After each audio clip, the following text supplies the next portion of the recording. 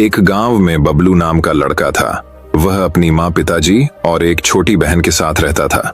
बबलू के पिताजी एक स्कूल में टीचर थे, पर उनकी आमदनी ज्यादा ना होने के कारण वह स्कूल से घर आने के बाद शाम को बच्चों को ट्यूशन भी दिया करते थे।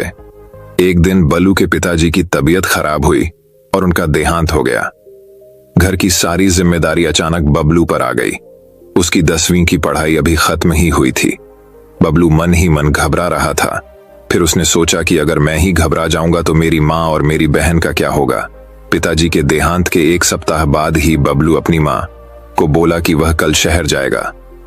बबलू की बात सुन माँ परेशान हो गई और बोली, अभी तेरे पिताजी हमें छोड़कर चले गए, अब तू भी शहर जाने की बात कर रहा है। मैं क्या बोलूं? तुम्हें कुछ समझ नहीं आ रहा है। बबलू माँ को समझाता है कि माँ, यहाँ गांव में रहकर हम लोगों का गुजारा कैसे होगा? मैं यहाँ क्या करूंगा? अगर मुझे आप शहर जाने की इजाजत दोगी तो मैं वहां कोई नौकरी कर लूंगा। मैं नौकरी मिलते ही आपको और छोटी को भी अपने पास शहर ले जाऊंगा।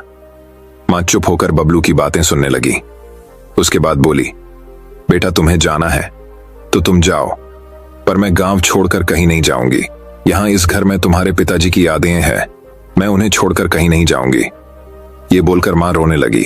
बबलू भी माँ के साथ भावुक हो गया। फिर उसने जैसे तैसे अपने आप को संभाला और माँ को समझाने लगा, माँ आप उदास मत हो, मैं आपकी मर्जी के बिना कहीं भी नहीं ले जाऊंगा। आप मुझे जाने की इजाजत खुशी खुशी देना, क्योंकि छोटी को खूब पढ़ाना भी है। पिताजी का सपना मैं नहीं पूरा कर पाया, पर छोटी को डॉक्टर बनाना है। पिताजी का सपना पूरा करना अब मेरी जिम्मेदारी है। अगली सुबह माँ खुद बबलू को जगाते हुए बोली, उठ बेटा उठ जा, क्या तुम्हें शहर नहीं जाना? जल्दी से उठा जा, सारी बसें चली जाएगी। ये सुनते ही बबलू झट से अपनी बिस्तर से उठ खड़ा हो जाता है और तैयार होकर माँ और अपनी छोटी बहन को प्यार कर घर से बस के लिए रवाना हो जाता है। शहर आते ही वह नौकरी तलाश करने लगता है।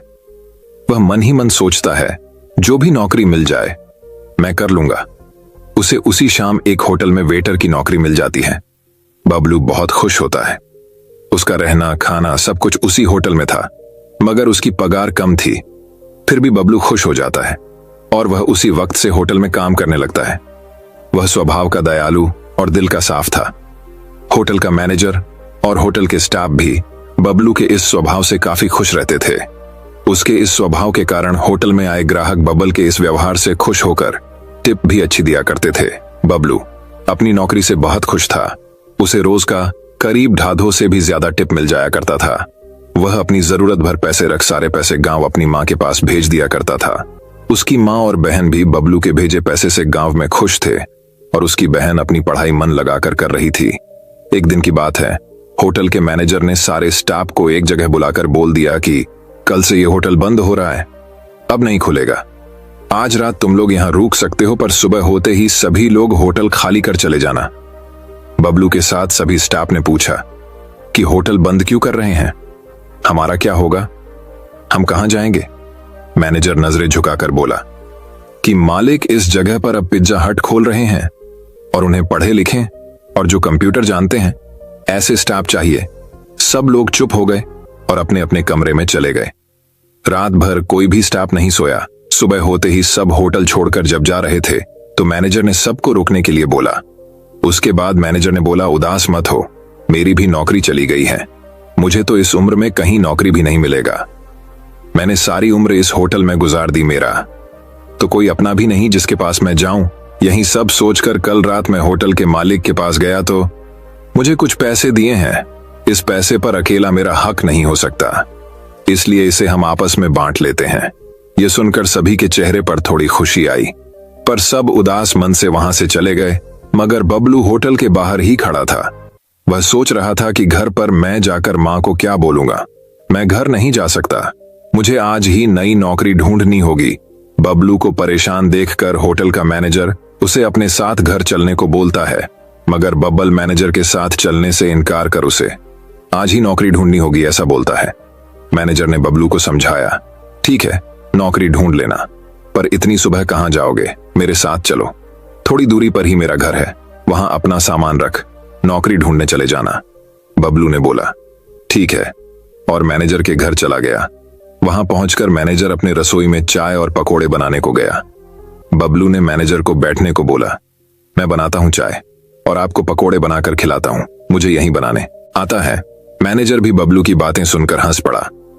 बबलू ने वाकई में चाय और पकोड़े बहुत ही स्वादिष्ट बनाया। मैनेजर ने बहुत तारीफ की। उसके बाद उसने बबलू को एक सलाह दी, क्यों ना वह चाय और पकोड़े का अपना ही दुकान खोल लें। इतना स्वादिष्ट बनाते हो, सच में बहुत चलेगा।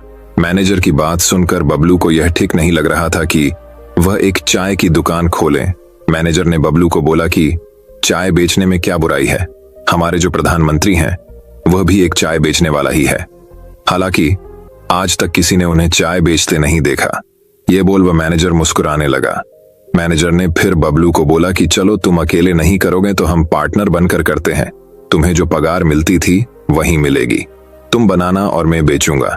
ये बात सुनते ही बबलू ने बोला, नहीं, मैं बना भी लूंगा और बेच भी लूंगा। आप सिर्फ पैसे का हिसाब ग्राहक से करना।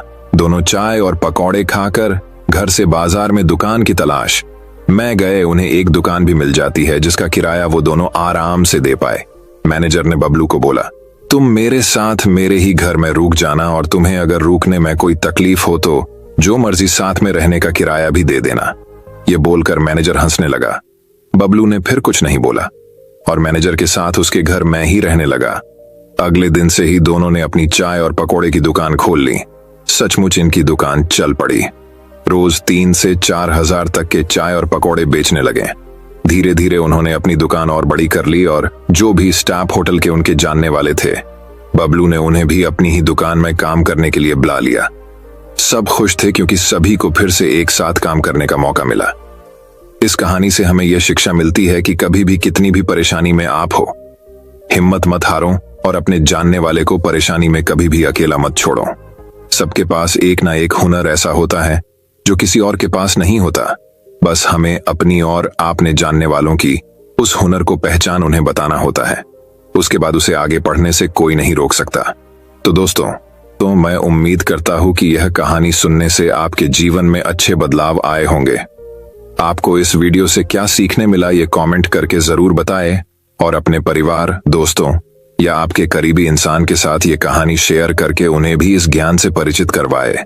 बाकी अगर आपको यह वीडियो दिल से अच्छी लगी हो तभी इस वीडियो को लाइक कर देना और आपने अब तक इस चैनल को सब्सक्राइब न किया हो तो चैनल को सब्सक्राइब भी जरूर कर देना।